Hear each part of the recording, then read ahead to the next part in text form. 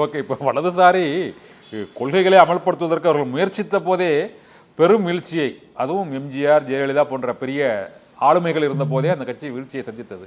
இன்று வலதுசாரி கொள்கையே தங்களது முழு மூச்சு கொள்கையாக தூக்கி பிடித்துக் கொண்டிருக்கும் பாரதிய ஜனதா கட்சியோடு இரண்டாவது முறையாக கூட்டணி வைத்திருக்கிறார்கள்.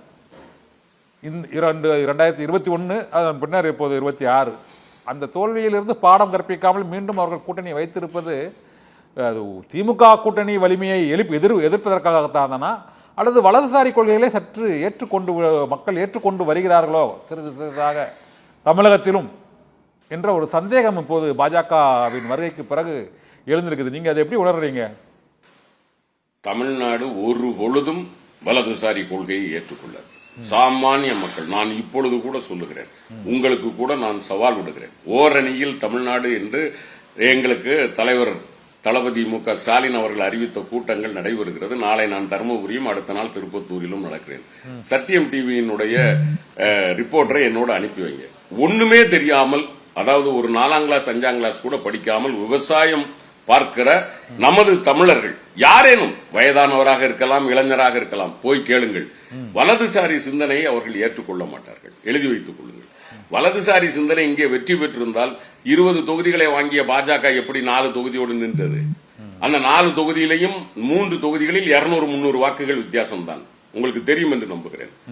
அக்கா சுப்புலட்சுமி ஜெகதீசன் வெறும் 286, நாகர்கோயிலே எவ்வளவு ஓட்டு என்று உங்களுக்கு தெரியும். அண்ணன் நயினார் நாகேந்திரன் மட்டும்தான் 1000 தாண்டி போனார். தெரிகிறதா உங்களுக்கு?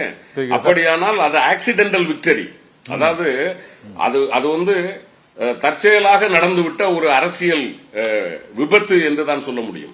எனவே தமிழ்நாடு ஒருபோதும் பாஜகவை ஏற்றுக்கொள்ளாது. இந்த மண்ணில் சுட்டு போட்டாலும் தாமரை மலராது.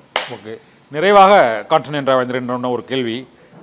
திமுகவின் அந்த சுயமரியாதை, பகுத்தறிவு, திராவிட மாடல், நீங்கள் குறிப்பிட்டது போல அந்த வலதுசாரி கொள்கைக்கு எதிரான அந்த கொள்கைகள் சற்று வலுவிழந்திருப்பதால் இப்போது பாரதிய ஜனதா கட்சியின் வாக்கு வங்கி உயர்கிறதோ என்று ஒரு பொதுவான ஒரு விமர்சனம் இருக்கிறது. இந்த பாரதிய ஜனதா கட்சியினர் எப்போதும் திமுக குறித்த விமர்சனத்தில் ஈடுபடும் பொழுது அவர்கள் தீபாவளிக்கு மட்டும் வாழ்த்து தெரிவிக்க மாட்டேன் என்கிறார்கள். ஆனால் கிறிஸ்துமஸ் மற்றும் ரம்ஜான் உள்ளிட்ட பண்டிகைகளுக்கு வாழ்த்து தெரிவிக்கிறார்கள் என்ற ஒரு குற்றச்சாட்டை அவர்கள் தொடர்ந்து கூறுகிறார்கள். இப்போதைக்கு வரை அதை பின்பற்றி தான் வருகிறார்கள். ஆனால் இந்த குற்றச்சாட்டுக்கு நீங்க என்ன பதில் சொல்றீங்க சார்? அதாவது அவங்க சொல்ற விழாவை தவிர வள்ளலார் என்று நாம் போற்றுகிறோமே ராமலிங்க அடிகள், இந்த மத தலைவருக்கு 30 விழா நடத்தியது திமுக அரசு. உங்களுக்கு தெரியுமா? அவருடைய 100ஆண்டு விழாவையும் சேர்த்து 30 விழா கொண்டாடியது நாம். விவேகானந்தரை ஏற்றுக்கொண்டவர்கள் நாம். அது மட்டுமல்ல, இன்னும் சமத்துவத்தை, சகோதரத்துவத்தை, ஏன் சைவ மடத்தை தூக்கி வைத்து கொண்டாடி கொண்டிருக்கிறோமே. சைவாச்சாரியார்கள் அத்தனை பேரும் எங்களுடைய திராவிட முன்னேற்ற கழகத்தினுடைய கூட்டத்திலே கலந்து கொள்கிறார்களே. இல்ல, அதுதான் அவர்கள் எல்லாம் கொஞ்சம் வலதுசாரியா கொஞ்சம் உள்வாங்குற மாதிரி தெரியுதோ திமுக அப்படிங்கிற ஒரு விமர்சனம். இல்ல, அதுதான் நான் சொல்றேன். சைவம் என்பது எது? அதனுடைய அடிப்படை எது? ஒன்றே குலம் ஒருவனே தேவன் என்று சொல்லுவது எது? ஒன்றே தேவன் அதிலே சரியாக வரும். ஆனால் 4 குலம் இருக்கிறது, 5 குலம் இருக்கிறது என்று பேசுகிற பார்ப்பனிய சித்தாந்தத்தை நாம் ஏற்றுக்கொள்ள முடியாது. ஒன்றே குலம் ஒருவனே தேவன் என்று வருகிற போது இங்கு எல்லோரும் ஓர் நிறை என்கிற இடத்திற்கு வந்து விடுகிறோம். எனவேதான் எல்லா உயிரையும் தன்னுயிர் போல் பாவித்த வள்ளலாரை தாம் போற்றுகிறோம். அதே போன்று அதை சொல்லித் தருகிற சைவ சித்தாந்தத்தை நாம் ஏற்றுக்கொள்கிறோம். அது வேறு. ஆனால் இவர்கள் எழுதி வைத்திருக்கிற புராண கதைகள் இருக்கிறது அல்லவா? விநாயகர் பிறந்தாரா, எப்படி பிறந்தார் என்ற ஒரு கேள்வி வந்தால் அதற்கு என்ன பதில் சொல்ல முடியும்? தீபாவளி என்பது ஒரு வகையில் பார்த்தால் வெள்ளையர்களுக்கும் கற்பர்களுக்கும் அவர்கள் சொல்வதை போல அசுரர்களுக்கும் தேவர்களுக்கும், அதிலே அசுரர்களாக காட்டப்பட்டவர்கள் தமிழர்கள். அப்ப எங்களை கொன்னவன நாங்க கொண்டாடணும் சொல்லி சொன்னா அதை எவனாவது ஏத்துப்பானா? இது எங்க மக்களுக்கு தெரியல. தீபாவளிங்கிறது ஒரு கொண்டாட்டம் நினைச்சு கொண்டாடிட்டு இருக்கிறாங்க. அதுக்கு பின்னாடி நாம் தான் அடி வாங்கி இருக்கிறோம் என்பதை என் இனம் உணர்ந்து கொள்ளுமே. ஆனால் இந்த இனம் திருப்பி அடிக்காதா? நான் கேட்கிறேன், இந்த விழாவுக்கு நாங்க எப்படி வாழ்த்து சொல்ல முடியும்?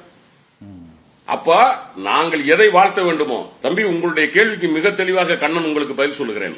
இதுவரைக்கும் இந்த ஆட்சியில் மட்டும் எத்தனை ஆயிரம் கோயில்களில் கும்பாபிஷேகம் நடந்திருக்கிறது என்பதை அண்ணன் சொல்லியிருக்கிறார். 8000 கோடி நிலங்கள் இன்றைக்கு மற்றவர்களிடம் இருந்து, கொள்ளையர்களிடம் இருந்து பறிக்கப்பட்டிருக்கிறது. புரிகிறதா உங்களுக்கு? அறநிலையத்துறை சார்பாக 10 கல்லூரிகள் ஆரம்பிக்கப்பட்டிருக்கிறது. இதெல்லாம் இந்துக்களுக்கு எதிரானதா? இந்துக்களிலே பிசி, எம்பிசி, ஓபிசி என்று இருக்கிறார்களே, எஸ்சி, எஸ்டி, இவர்களுக்கெல்லாம் இடஒதுக்கீட்டை தந்தது திராவிட இயக்கம். இந்த இந்துக்களுக்கு எதிராக இடஒதுக்கீடு கூடாது என்று நிற்கிற இயக்கம் தான் பாஜக, வலதுசாரி சிந்தனை. அவர்கள் ஏற்றுக்கொள்வதை நாம் எப்படி ஏற்றுக்கொள்ள முடியும்? எனவேதான் எங்கள் தலைவர்கள் மிக தெளிவாக இருக்கிறார்கள். இப்பொழுது நீங்க கேட்ட கேள்விக்கு இன்னொரு பதிலையும் சொல்லிவிடுகிறேன், ஒரு நிமிடம். அதாவது திராவிட இயக்க கொள்கைகளின் மீது மக்களுக்கு எந்த வித்தியாசமும் கிடையாது. திராவிட இயக்க கொள்கைகளை ஒவ்வொரு தமிழனும் ஏற்றுக்கொள்கிறான்.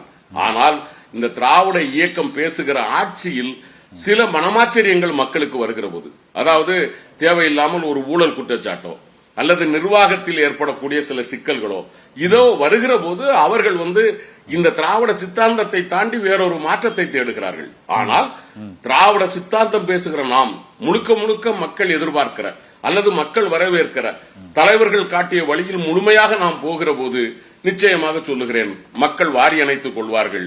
மீண்டும் 2026 இன்றைக்கும் அந்த மக்கள் வாரி அணைத்துக் கொள்ளுகிற ஆட்சி தருகிற தலைவன் தளபதி மு.க. ஸ்டாலின் ஆட்சி தான் மீண்டும் 2026 வரும். ஓகே ஓகே சார், இந்த அரசியல் சதுரங்கம் நிகழ்ச்சியில் கலந்து கொண்டு எங்களோடு பல்வேறு கருத்துக்களை பகிர்ந்து கொண்டமைக்கு மிக்க நன்றி. 2026 சட்டமன்ற தேர்தலில் மக்கள் அந்த தீர்ப்பை வழங்குவார்கள், அதை நாம் எதிர்பார்ப்போம். நன்றி. அரசியல் சதுரங்கம் நிகழ்ச்சியில் மற்றொரு ஆளுமையோடு சந்திக்கலாம். நன்றி.